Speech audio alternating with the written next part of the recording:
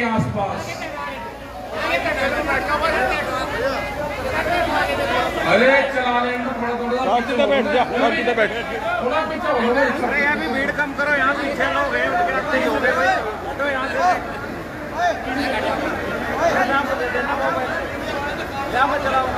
मुझे दे दे, पहले इन्हीं का रास्ता बैठाओ। क्या मुझे दे दे, तू बैठ जा। बैठ जाओ रोड़ा मत करो, बात सुन लो। देखो 8 महीने से ज्यादा तो दिल्ली के चारों तरफ हो गया, और अगर इस आंदोलन को देखें तो 1 साल से ज्यादा हुआ है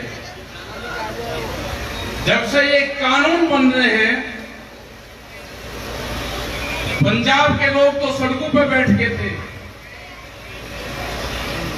हरियाणा के लोग भी आंदोलन कर रहे थे, और आपको पता होगा कि उत्तर प्रदेश में, मध्य प्रदेश में जब ब्लॉकों पे मीटिंग होती थी, तहसील पे करते थे 1 दिन के, फिर जिले में, फिर मंडल में करते थे, तो वो यही आंदोलन थे कि कानून खराब आ गया। पीछे को हो जा थोड़ा सा, फिर मैं बोलूं। बहुत से कानून आ रहे हैं, ये 3 नहीं, बता कहां करूं, और भी आएंगे। दूध का एक कानून आ रहा है, उसमें उसके साथ में बिजली अमेंडमेंट बिल आ रहा है। उसमें लिखा हुआ है कि अगर किसी किसान के पास में, किसी मजदूर के पास में 2 पशु होंगे तो कॉमर्शियल कनेक्शन उसको लेना पड़ेगा। उसके मीटर लग के रीडिंग के हिसाब से, और रीडिंग भी व्यापार करने वाली। दूध की पॉलिसी में एक और है कि आप अपना दूध डब्बे में नहीं दे सकते। आपके पड़ोसी में कोई टीचर रह रहा, आपका पशु बंध रहा है, आप उसको दूध डब्बे में नहीं दे सकते। दूध जाएगा फैक्ट्री में, वहां से उसकी पैकिंग होगी, और डब्बा बंद दूध या थैली में दूध आएगा, वही बिक्री के लिए दूध अलाउ होगा। ये कानून आएगा, क्या बच जाएगा किसान? ये खाली किसान की लड़ाई नहीं है। यहाँ पे जो युद्धवीर सिंह ने जवाब, ये वही है कि खाली से किसान नहीं मरेगा, इससे मजदूर भी मरेगा जो 2 पशु पाल के अपना गुजारा करता है, जो भूमिहीन किसान है, जिसके पास में एक बिस्वा भी जमीन नहीं, वे महिलाएं जिनको घर चलाने के लिए कोई साधन नहीं है, अपना पशु पाला, किसान के खेत में काम करा, वहां से घास ले आई। ये 3 कानून के बारे में आपको सब बताया गया। उसका प्रभाव यह है कि यहाँ पे मूंग की खेती होती है, आपके यहाँ पे, जहां पे हम पंचायत कर रहे हैं, 4,500 और 5,000 रुपए क्विंटल से ज्यादा किसी की आपकी मूंग नहीं गई। अभी बेची आपने 2 महीने 1.5 महीना पहले। हमने यहां से कहा भी था, लेकिन जब तक बातचीत हुई, सब किसानों ने अपनी मूंग बेच दी थी। हमने कहा था कि 10 ट्रैक्टर आप ले आओ, दिल्ली के नजदीक ले आओ। फिल्म सिटी में जो चैनल के लोग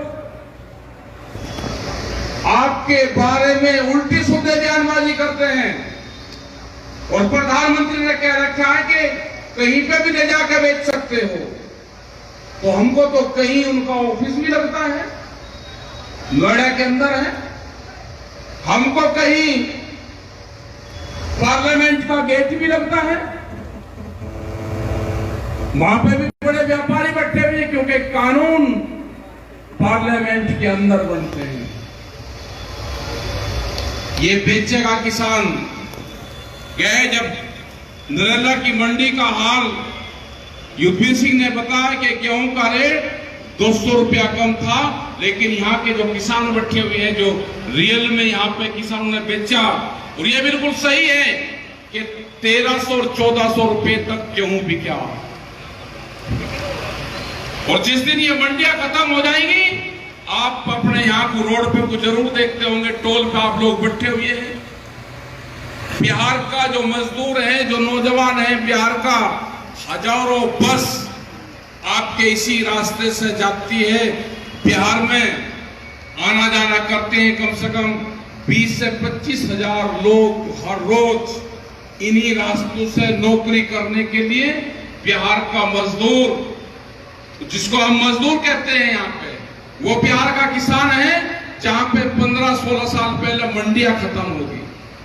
हम गए बिहार में, वह मंडियां नहीं है। मंडी की जो जगह है बड़ी बड़ी कंपनियों को गोदाम बनाने के लिए देती है। अभी आप लोग यहाँ पे आंदोलन कर लिए, इसलिए यहाँ पे बचा हुआ है। अभी इसलिए यहाँ पे आपकी कुछ खरीद हो रही है कि यहाँ का किसान आंदोलन करना, बिहार का किसान यहाँ पे आ नहीं सकता। अभी रोजी रोटी की तलाश में पंजाब, हरियाणा, बॉम्बे, दिल्ली, नोएडा, इन जगह जाते हैं जो बहुत सस्ते रेट में नौकरी करता है। ये पूरे देश का बिहार बनेगा, पूरे देश का जो किसान है ये मजदूर बनेगा। जो आपकी नौजवान पीढ़ी है वो मजदूर बनेगी, उसको मजदूरी भी नहीं मिलेगी। ये लड़ाई आपको लड़नी पड़ेगी। लड़ाई कितनी लंबी होगी इसका नहीं अंदाजा, लड़ाई का अंत क्या होगा उसका भी नहीं पता। लेकिन यह है कि लड़ाई छिड़ चुकी है, लड़ाई लड़ी जाएगी। लड़ाई के कमांडर जो हैं, जो हमारे 40 लोग हैं, जो जत्थेबंदी के लोग हैं, वे कोई कमजोर नहीं है। सरकार ये गलत फहमी है कि कोई कमजोर कड़ी इस संयुक्त मोर्चे में है। लड़ाई का मजा तो अभी का आएगा जिस लड़ाई के 40 योद्धा हो, जिस लड़ाई के करीब 550 किसान संगठन पूरे देश के हों। ये कहते हैं कि तो दिल्ली के आसपास का आंदोलन है। हम गए 16 स्टेट में, हमने प्रोग्राम करे, सब जगह आंदोलन चल रहा है। जो भी संयुक्त मोर्चे की कॉल होती है उस पर पूरे देश पे आंदोलन होते हैं। लोग ट्रैक्टर लेके आंदोलन करते हैं। आप जो भी कहोगे उसका पूरा देश उसको फॉलो करता है। लेकिन उनकी नजर यह है कि दिल्ली में जो आंदोलन चल रहा वो आंदोलन कमजोर नहीं होना चाहिए। हमारे गोरखपुर से, जो पूर्वांचल से हमारे लोग आते हैं, उनके घरों पे पुलिस बैठ जाती है, जाके उनको आने नहीं देते। अगर रिजर्वेशन भी करवा लिया ट्रेन के अंदर तो कैंसिल कर देते हैं, उनके पता चलते हैं। वहां के थानेदार को ये हिदायत है कि कोई भी संगठन का आदमी दिल्ली के आंदोलन में ना जा पाए। रेलवे स्टेशन से बाहर भेजे जाते हैं। छुप के लोग आपके आंदोलन में आते हैं यहाँ पे, लेकिन लोग आते हैं, उनको जुनून है, वे लोग आते हैं। एक बड़ी लड़ाई जो 5 तारीख होगी, आने वाली 5 तारीख अगला महीना, 5 सितंबर मुजफ्फरनगर में संयुक्त मोर्चे की पंचायत रखी गई है। उसमें पंजाब, हरियाणा, राजस्थान, उत्तर प्रदेश, उत्तराखंड, हिमाचल, वो एक आंदोलन की शुरुआत होगी। वहां से आगे की रणनीति वहां पे तय होगी। अगर ये आंदोलन मजबूती से नहीं लड़ा गया तो जमीन नहीं बचनी। जमीन यहां पे आपने देखी कि सड़कों के लिए जमीन अधिग्रहण होती है, आपने देखे कॉलोनियों के लिए होती है, लेकिन गुजरात के अंदर जमीन खेती के लिए अधिग्रहण होती है। 60 गांव की जमीन जहां पे आम की खेती होती है वो रिलायंस कंपनी को दी गई। 60 गांव की जमीन अधिग्रहण करके कोई बोलने वाला नहीं है गुजरात के अंदर। गुजरात में कोई आंदोलन नहीं है, वो एक अकेली पुलिस स्टेट है। को पुलिस चलाती है वहां पे सब। वहां पे कुछ कानून खतरनाक हैं, उनकी सारे तथ्यों की जानकारी कर रहे हैं। ऑथेंटिक रिपोर्ट हमारे पास में आ जाएगी। उसमें यह भी है कि मृतक आश्रित में अगर किसी का बाप मर गया, विरासत तामे में उसके बच्चों को जमीन जाएगी तो स्टाम्प लगते हैं। ये पूरी रिपोर्ट एक बार हम मंगवा लें उसकी कि क्या क्या कितना लगता है, क्या लगता है। लेकिन वहां के गुजरात के लोगों ने बताया कि पूरा स्टाम्प लगता है जैसे जमीन खरीदती। तो कैसे किसान जिंदा रहेगा? वहां पे ये भी पता चला है कि एक किसान अगर जमीन यहाँ पे बेची तो 6 किलोमीटर के क्षेत्र में ही किसान जमीन खरीद सकता है, उसके बाहर वो जमीन नहीं खरीद सकता। अगर ये गुजरात मॉडल पूरे देश में लागू होगा तो क्या होगा इस किसान का? ये धीरे धीरे आपकी जमीन में जाएगी। किसान अपनी जमीन कर्जे के ताले दब के छोड़ देगा। तो हमको भाव चाहिए, कर्जा नहीं, भाव चाहिए। ये आंदोलन का हिस्सा रहेगा। आपको लड़ाई मजबूती से लड़नी पड़ेगी। जो लोग यहाँ पे हैं, अगर हमने कर्नाटक में जाकर कहा कि कर्नाटक में ट्रैक्टर लेके आप आना, ट्रैक्टर में बैठ के आप आना, तो मुकदमे दर्ज हुए। कहा कि ट्रैक्टर का नाम क्यों ले दिया? और ट्रैक्टर इनको ऐसा दिखता है कि ट्रैक्टर का किस चीज का नाम ले दिया? बगैर ट्रैक्टर के खेती होती है? बगैर ट्रैक्टर के कोई आंदोलन होता है? उसमें मुकदमे। हमने लखनऊ में गए, ये कहा कि आंदोलन होगा, आलू का किसान पूरा बर्बाद है देश उत्तर प्रदेश में, बाजरे का किसान बर्बाद है, गेहूं मूंग मोट का किसान बर्बाद है, पूरे दालों का किसान बर्बाद है, धान गन्ना इनका सबका बर्बाद है किसान। कहा कि लखनऊ में आंदोलन नहीं होगा, राजधानी है लखनऊ, आंदोलन कहां करेंगे? आंदोलन लखनऊ में भी होगा अगर किसानों की समस्या का समाधान स्टेट गवर्नमेंट नहीं करेगी तो आंदोलन उसी प्रदेश की राजधानी में भी होगा। वहां का किसान बैठा भी आए तैयार पूरा।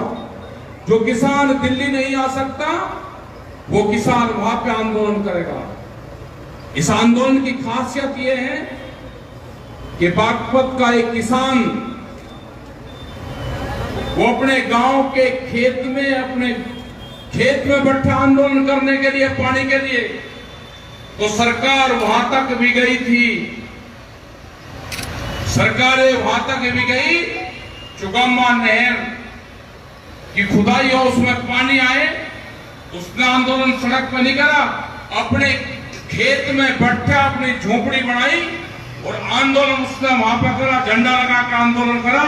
तो सरकार बागपत में उसके खेत पे गई। तो ये किसानों का आंदोलन है, ये मजदूर का आंदोलन है, ये वैचारिक क्रांति है। अगर किसान अपने खेत में भी रहेगा तो ये आंदोलन वहां पे भी करेगा। 15 अगस्त आ रहा है, ये कान खोल के फिर सरकार सुन लो। 15 अगस्त पे किसान अपने ट्रैक्टर पे झंडा लगा के अपने गांव में आएगा, अपने गांव में चलाएगा, नजदीक कस्बे में चलाएगा। तो ये 15 अगस्त में तिरंगा झंडा लगा के अपने ट्रैक्टर पे, अपनी गाड़ी पे, अपनी मोटरसाइकिल पे, किसान से इसको गांव में घुमाना हो लेकिन घुमाओ।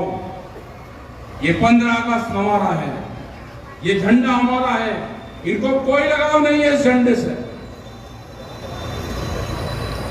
ये नहीं फहराना चाहते इसको भी, इनका बस चले तो ये भगवा फहराएंगे सब जगह।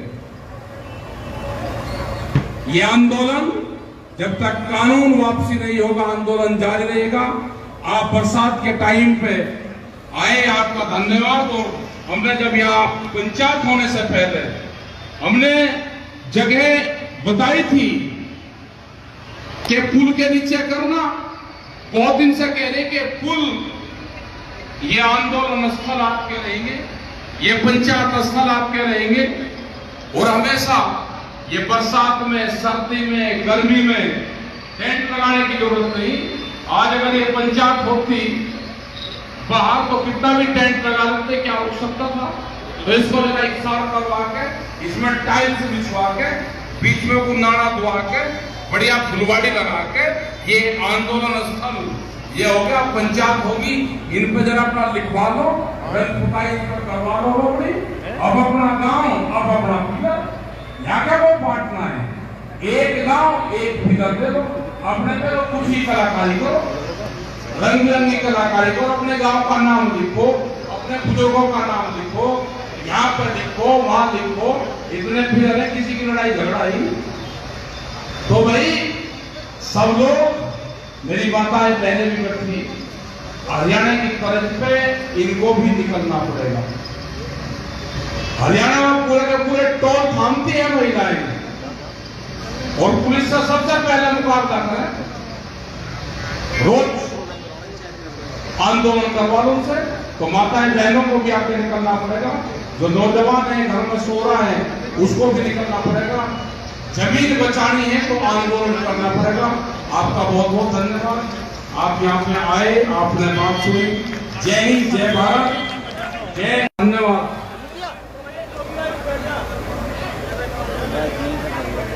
आज करीब 9 महीने के आसपास,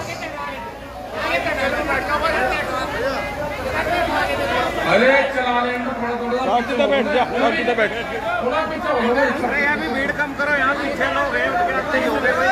तो यहाँ से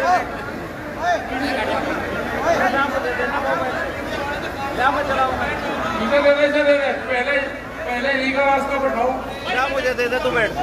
बैठ जाओ, बैठ जाओ, बैठ जाओ, मैं रोना मत करा करो, बात सुन लो।